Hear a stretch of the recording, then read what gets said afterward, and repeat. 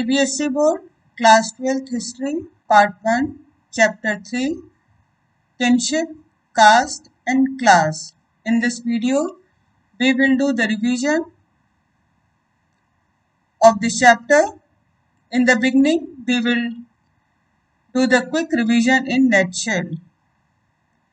600 BCE से 600 CE के बीच में कई सारे सोशल चेंजेस इंडियन सबकॉन्टिनेंट में हुए। ये जो सोसाइटी में चेंजेस, सोशल नॉर्म्स में चेंजेस हुए, वो इसलिए हुए क्योंकि इंडियन सबकॉन्टिनेंट में पॉलिटिकल लाइफ में या पॉलिटिकल चेंजेस कई सारे हुए। जब पॉलिटिक्स में चेंज होंगे, इकोनॉमीज में चेंजेस आएंगे, तो उसका असर सोशल लाइफ पर भी पड़ेगा। तो जिस पीरियड की हम बात कर रहे हैं, लगभग 600 BCE से 600 CE के बीच में जो लोग थे वो कई सारे रूल्स, कई सारे प्रैक्टिसेस को फॉलो करते थे। फैमिलीज जो थी, ये रिलेटिव या किनशिप, ये जो लार्जर नेटवर्क ऑफ पीपल जिसे किनशिप या रिलेटिव बोला जाता है, उसका ये स्मॉलर यूनिट थी। और ये जो किनशिप है या फैमिली रिलेशंस जो हैं, ये ब्लड के थ्रू डिसाइड होते थे, बट सारे जो फैमिली मेंबर्स हैं वो उन सब के बीच में ब्लड रिलेशंस नहीं होते थे। कुछ में होते थे, कुछ में नहीं भी होते थे। जैसे husband wife same family member है लेकिन ब्लड रिलेशन नहीं है। मनुस्मृति ये सबसे इम्पोर्टेंट धर्मसूत्र है। धर्मसूत्र और धर्मशास्त्रों में सबसे इम्पोर्टेंट मनुस्मृति है, और ऐसा माना जाता है कि मनुस्मृति जो है इसको कंपाइल किया था अप्रोक्सीमेटली 200 BCE से 200 CE के बीच में, और इसमें सोशल लाइफ को गवर्न करने के लिए रूल्स लिखे गए हैं। महाभारत पढ़ने से हमें पता चलता है कि गोत्र उस समय काफी इम्पोर्टेंट समझे जाते थे। स्पेशली जो हायर वर्णास थे, जो समाज के जो उच्च वर्ण थे, उनमें वो वर्ण को काफी गोत्र को काफी इम्पोर्टेंस दी जाती थी। इसके अलावा जो सोसाइटी है वो कास्ट सिस्टम एंड वर्ण सिस्टम पर डिवाइडेड थी। अकॉर्डिंग टू धर्मशास्त्र only Kshatriya could be the king, सिर्फ क्षत्रिय ही राजा बन सकते थे। ये जो पीरियड है 600 BCE से 600 CE, इसमें जो हमने सोशल लाइफ की हिस्ट्री को रिकंस्ट्रक्ट किया है, उसको रिकंस्ट्रक्ट करने के लिए महाभारत को एक इम्पॉर्टेंट सोर्स के रूप में यूज किया गया है। तो महाभारत जो है ये originally it was composed in Sanskrit, and this Mahabharata it contains a vivid description of battles, forests, palaces and settlement. तो ये आपका फाइंडिंग आउट अबाउट फैमिलीज। अब हम लोग डिफरेंट सब टॉपिक को डिस्कस करेंगे चैप्टर में। तो फैमिली जो ये टर्म है, सारी फैमिलीज एक जैसी नहीं होती हैं। फैमिलीज में डिफरेंस होता है। कैसे डिफरेंस होता है? In terms of number of members, their relationship with one another, as well as the kind of activities they share. और एक जो फैमिली होती है उसमें रहने वाले जितने मेंबर्स होते हैं, कैसे पता चलता है कि ये सेम फैमिली है? क्योंकि इसके जो सारे मेंबर्स हैं ये आपस में फूड शेयर करते हैं, दूसरे रिसोर्सेज शेयर करते हैं, एक जगह पे रहते हैं, और ये रिचुअल्स को कलेक्टिवली परफॉर्म करते हैं। त्योहार वगैरह सब मिलकर के मनाते हैं, या जो भी घर में सेलिब्रेशन होते हैं, परिवार के जो सदस्य हैं उसमें पार्टिसिपेट करते हैं। जो फैमिलीज हैं ये लार्जर नेटवर्क ऑफ पीपल, जिन्हें रिलेटिव या किनशिप बोला जाता है। फैमिलीज उसका ही पार्ट होती है या उसका ही स्मॉलर यूनिट है। जो फेमिलियल टाइज हैं, जो पारिवारिक संबंध है, इन्हें नेचुरल माना जाता है, और ये ज्यादातर ब्लड पे बेस्ड होते हैं। जो हिस्टोरियंस हैं उन्होंने जो फैमिली और किनशिप के बीच में जो रिलेशंस है उसको ट्रेस आउट करने की कोशिश की है with the help of Mahabharata. Idea of patriliny, ये जो patriliny it means tracing descent from father to son, grandson and so on, जिसको हम बोलते हैं पितृसत्तात्मक समाज, जिसमें हेड ऑफ फैमिली फादर होते हैं, और जो law of inheritance from father to son जो है ट्रांसमिट होता है। मैट्रिलिनी मातृ सत्तात्मक समाज, इसमें जो फैमिली में डिसेंट को ट्रेस किया जाता है मदर के थ्रू, मदर के नाम के थ्रू। ध्यान रहे, हमको ये ध्यान रखना है कि जो पैट्रिलिनी पितृसत्ता जो चलती थी वो सिर्फ रूलिंग फैमिलीज में ही नहीं थी। अगर हम ऋग्वेद में जो रिचुअल्स हैं, जो मंत्र हैं, उसको केयरफुली स्टडी करते हैं तो जो हायर बॉर्न के लोग थे या सोसाइटी के जो दूसरे लोग थे वो भी इसको फॉलो करते थे।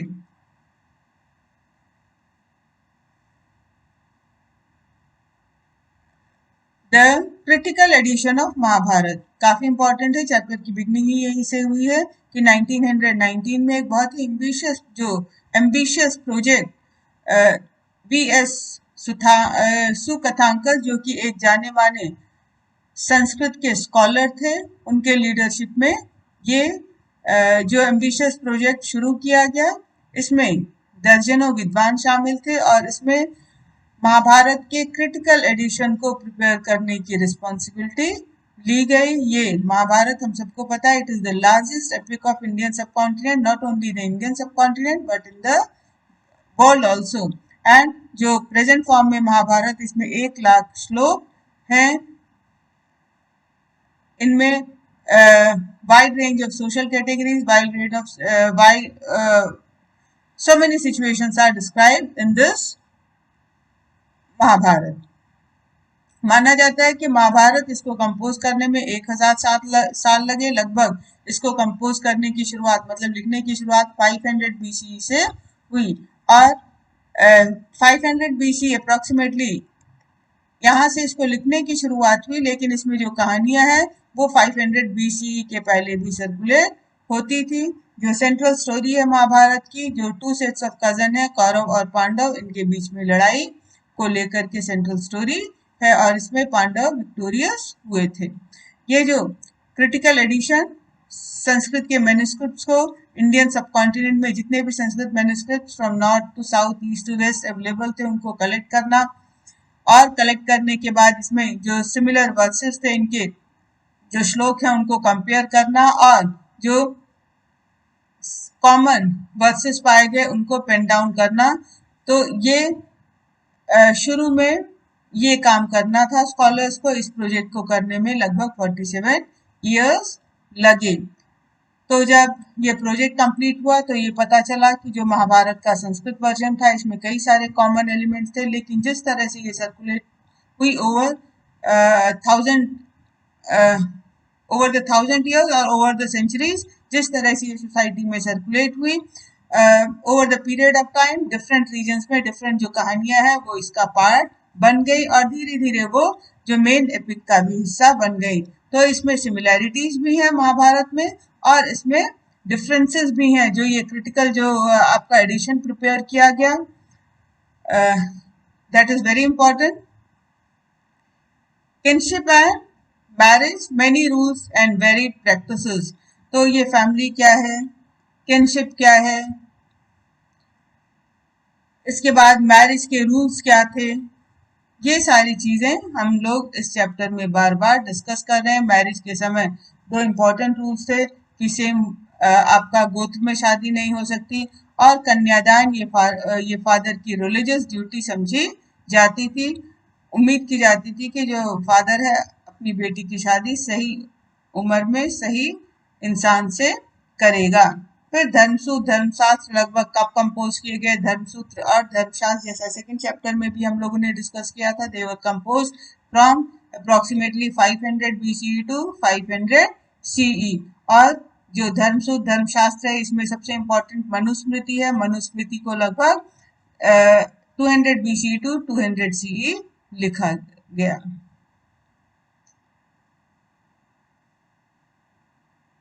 फिर आपका सोशल डिफरेंसेस, जो वर्ण सिस्टम है, इसके बारे में भी अगर हम महाभारत को पढ़ते हैं, धर्मसूत्र धर्मशास्त्रों को पढ़ते हैं, तो शास्त्रों में लिखा हुआ है जो 4 कैटेगरी जो वर्ण जो 4 कैटेगरी हैं या जो वर्ण डिफरेंट वर्ण के लोग हैं उनके लिए 4 आइडियल ऑक्यूपेशंस। तो 4 वर्णास कौन थे? ब्राह्मण, क्षत्रिय, वैश्य एंड शूद्र। ब्राह्मण इस वर्ण सिस्टम में सबसे टॉप पर थे एंड उनके लिए आइडियल ऑक्यूपेशन क्या था?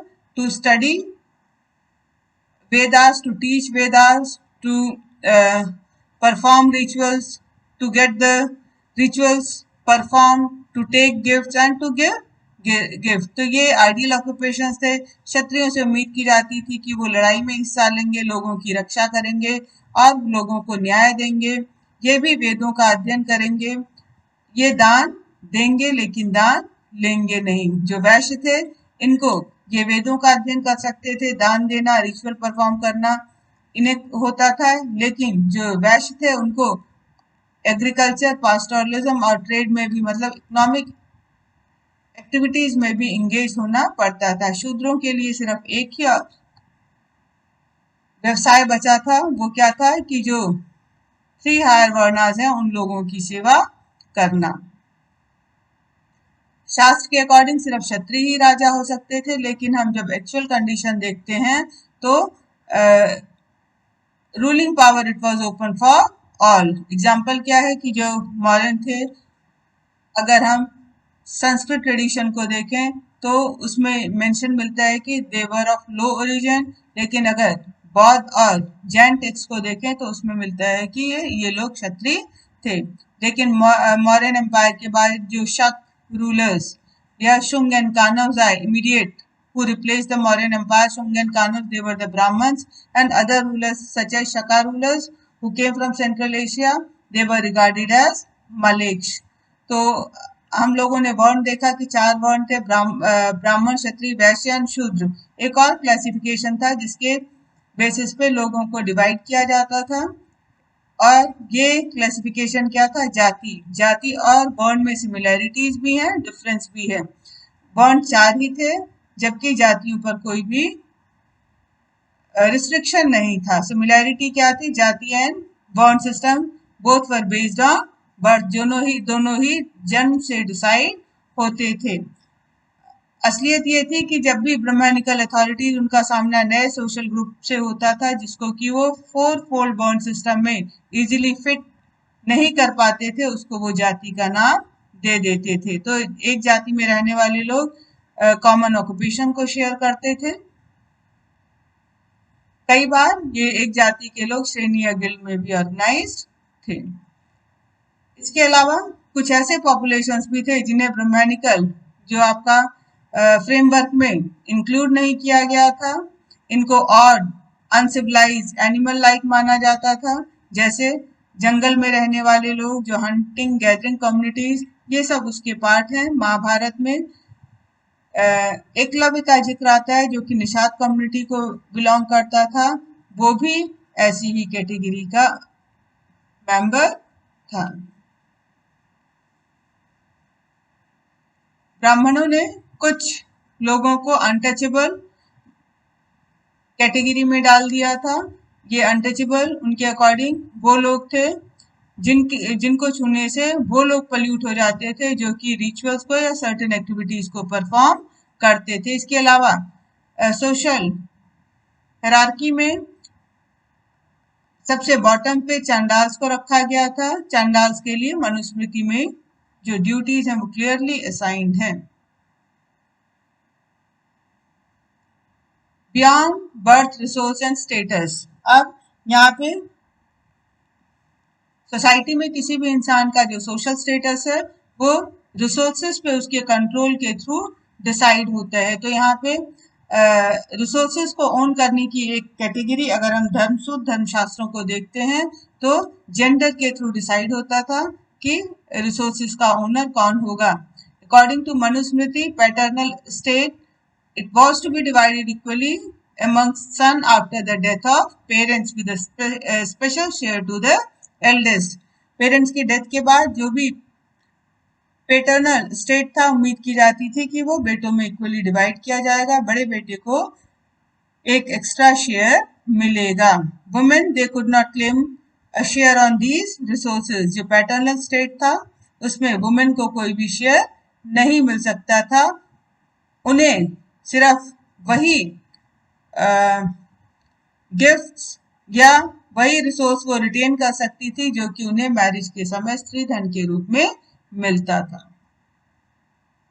तो क्योंकि मैन और वुमेन रिसोर्सेज को कंट्रोल कैसे करेंगे, इसके लिए डिफरेंट क्राइटेरिया था और मेल मेंबर्स के पास ज्यादा तरीके थे रिसोर्सेज को कंट्रोल करने का, रिसोर्सेज को ओन करने का। जो जब फाइनेंशियल डिफरेंस मेल और फीमेल्स में आया, औरतों और आदमियों में आया, औरतों की फाइनेंशियल कंडीशन खराब थी in comparison to male members, और ये over the period of time financial जो इकोनॉमिक स्टेटस है वो सोशल स्टेटस को भी डिफाइन करती है, और औरतों की जो सोशल स्टेटस समय के साथ आदमियों से काफी नीचे होता गया और वो आदमियों पर डिपेंडेंट हो गई।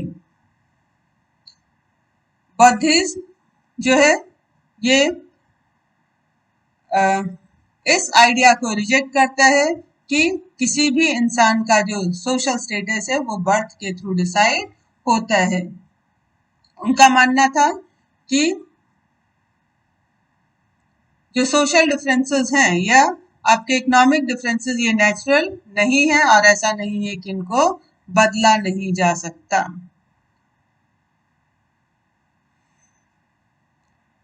सुतपिटक इसमें एक स्टोरी, एक मिथ दिया हुआ है। इसमें सजेस्ट किया गया है कि शुरू में जो ह्यूमन बीइंग्स थे ये पूरी तरह से इवॉल्व नहीं थे। सबके ये लोग नेचर में आइडियलिक स्टेट ऑफ पीस, खुशी खुशी शांति के साथ रहते थे, नेचर से उतना ही लेते थे जितना उन्हें जरूरत थी। समय के साथ कंडीशन खराब होती गई, इंसान लालची होता गया, जिसके कारण सोसाइटी में जो वायलेंस था, जो लालच था, उसको कंट्रोल करने के लिए एक इंस्टीट्यूशन की जरूरत पड़ी और लोगों ने डिसाइड किया कि हम अपने में से एक इंसान को चूज करेंगे जो कि लोगों के अंदर डिसिप्लिन क्रिएट करेगा, रॉन्ग डूअर्स को पनिश करेगा।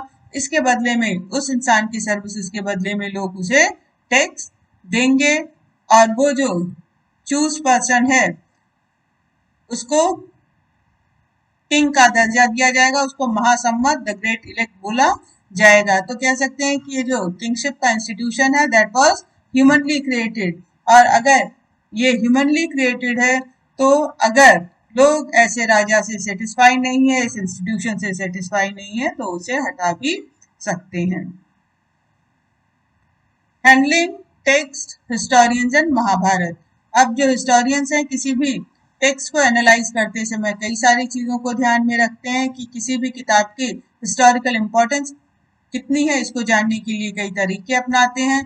पहले वो जो किताब है उसका लैंग्वेज देखते हैं, उसका कंटेंट देखते हैं, पता करने की कोशिश करते हैं कि ये किसको टारगेट में रख के लिखा गया था, ये किसने लिखा था, किसके लिए लिखा था, कब लिखा गया था, प्लेस ऑफ कंपोजिशन क्या था, और इन सारी चीजों के बाद ही किसी भी जो टेक्स्ट है उसके हिस्टोरिकल जो सिग्निफिकेंस है उसको डिसाइड किया जाता है। Mahabharata it is a dynamic text, it is continuous developing, continuous changing. तो महाभारत को डायनेमिक टेक्स्ट कहा जाता है। महाभारत का जो कंटेंट है दो ब्रॉड कैटेगरीज में डिवाइडेड है। एक पार्ट जिसमें कहानी है उसे नैरेटिव बोला जाता है, दूसरा पार्ट जिसमें सोशल नॉर्म, समाज के लिए रीति रिवाज लिखे गए हैं, इसको डिडेक्टिक बोला जाता है। जनरली हिस्टोरियंस का मानना है कि जो महाभारत शुरू में ये कहानी में लिखा गया था, ये एक कहानी लिखी गई थी जो कि काफी ड्रामेटिक मूविंग स्टोरी था, और इसमें जो डिडेक्टिक पोर्शन है, जो उपदेश है, वो बाद में जोड़े गए। महाभारत का राइटर कौन है, इसको लेकर के कई सारे एक्सप्लेनेशन दिए जाते हैं। ओरिजिनल स्टोरी जो थी सूत लोगों ने लिखी थी, जो कि अपने क्षत्रिय वॉरियर्स के साथ बैटल फील्ड में जाते थे और अपने मास्टर के लिए ये उनके विक्ट्रीज को, उनके अचीवमेंट्स को सेलिब्रेट करने के लिए पोएम्स को कंपोज करते थे। Over the period of time ये जो स्टोरी है इसको ब्राह्मण्स ने उनसे ले लिया, टुक ओवर कर लिया और उसे लिखना शुरू किया अप्रोक्सीमेटली 500 BCE में। ट्रेडिशनली ये जो महाभारत है इसको वेद व्यास को जो है समर्पित किया गया है।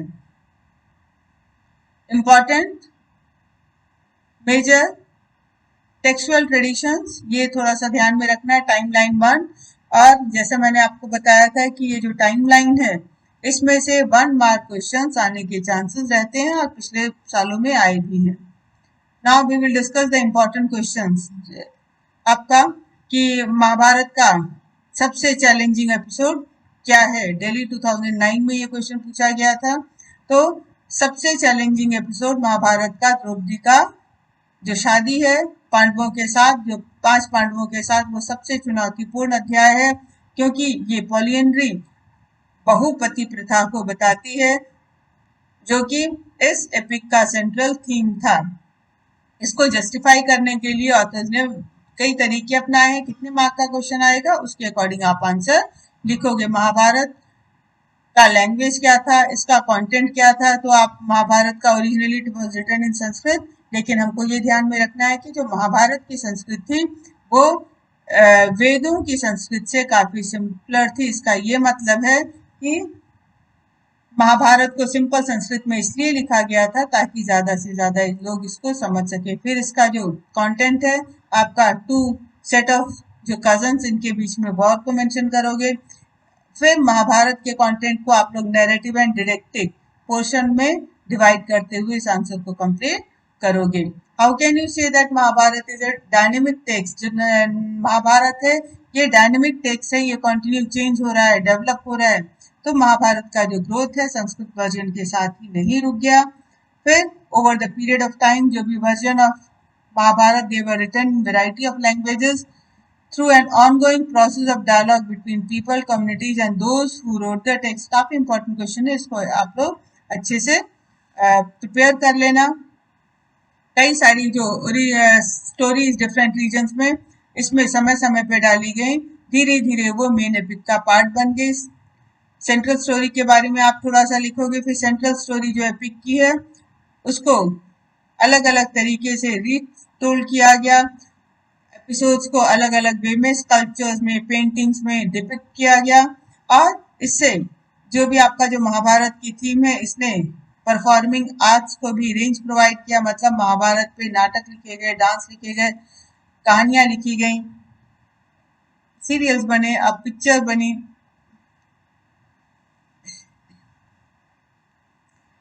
अगेन फिर वही आपका कि महाभारत के ऑथर्स कौन थे और महाभारत को कब कंपाइल किया गया ऑलरेडी डिस्कस कर चुके हैं आप लोग और उसको डिटेल में उसको करोगे।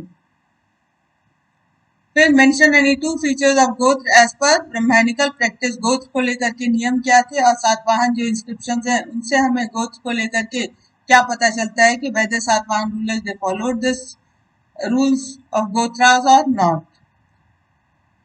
तो सातवाहन के जो इंस्क्रिप्शन है उनसे ये पता चलता है, क्या पता चलता है कि इसमें जो सातवाहन रूलर्स थे इसमें कई सारे जो वुमेन सातवाहन रूलर्स के साथ जिनकी शादियां हुई थी उन्होंने अपने फादर के गोत्र को कंटिन्यू रखा, अपने हस्बैंड के गोत्र को अडॉप्ट नहीं किया। तो यहाँ पे वायलेशन है गोत्र के नियम को लेकर के। एग्जाम्पल आप मेंशन करोगे कि जो नाम डिराइव हुए हैं यहाँ पे गौतम एंड वशिष्ठ गोत्रों से, ये इनके फादर के नाम है, तो इन्होंने अपने फादर के गोत्र को अपने नाम के साथ कंटिन्यू रखा और हस्बैंड के गोत्र को अडॉप्ट नहीं किया। दूसरा जो रूल था गोत्र को लेकर के कि जो शादियां हैं गोत्र के बाहर होंगी, तो यहाँ पर हमें ये भी पता चलेगा कि कई सारे जो सातवाहन रूलर्स थे उन्होंने ऐसी औरतों से शादी की जो कि उन्हीं के गोत्र की थी। Then critically examine the duties as laid down in Manusmriti for the Chandals। ये आप लोग करोगे इसको। Describe how according to Manusmriti paternal state was to be divided after the death of parents with special reference to the rights to women। Then the Shastra and Dharm Sutras, they also contain rules about the ideal occupation of the 4 categories of Varna। Critically examine the statement। इसमें हम लोग वर्ण 4 कौन से थे, चारों वर्ण के लिए कौन कौन से ऑक्यूपेशंस या वर्क असाइन थे, आप उसको मेंशन करोगे। Position of untouchables in ancient society, अगर ऐसा कुछ पूछा जाएगा तो you have to write the status of Chandalas in this answer. Describe the various stages through which Mahabharat was compiled in the 20th century. तो यहाँ पे VSU कथांकर इन्होंने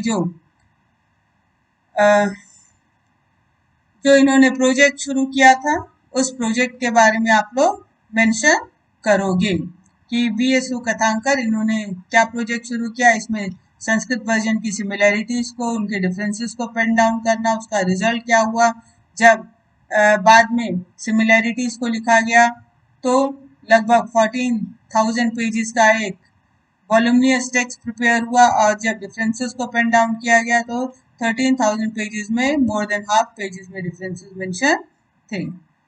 Again the same question, what are the rules of Gotras as given in Brahmanical practice? Give also some example which show that these rules were not always followed.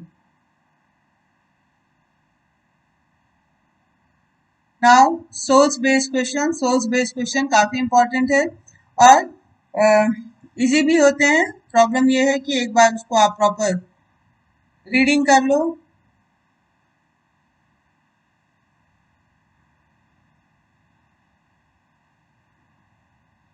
और उससे कौन से question raise हो रहे हैं इसको आप लोग करोगे. क्वेश्चन के साथ आंसर्स भी दिए हैं. आप लोगों को सोच तो दिखता है लेकिन कई बार वो सॉल्व नहीं होते तो लिखना क्या है वो ज्यादा क्लियर नहीं होता है. यहाँ पे अगर आप देखोगे तो क्वेश्चन भी क्लियरली मेंशन्ड है, आंसर्स भी क्लियरली लिखे हुए हैं. तो उसको पढ़ के आप लोग सोर्स बेस्ड क्वेश्चन भी कर लेना, उसका प्रैक्टिस कर लेना.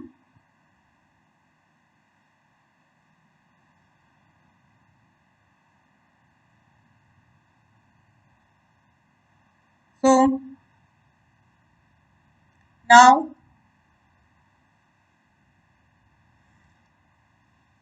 the link of this PDF is provided in the description box and from there you can download this PDF and prepare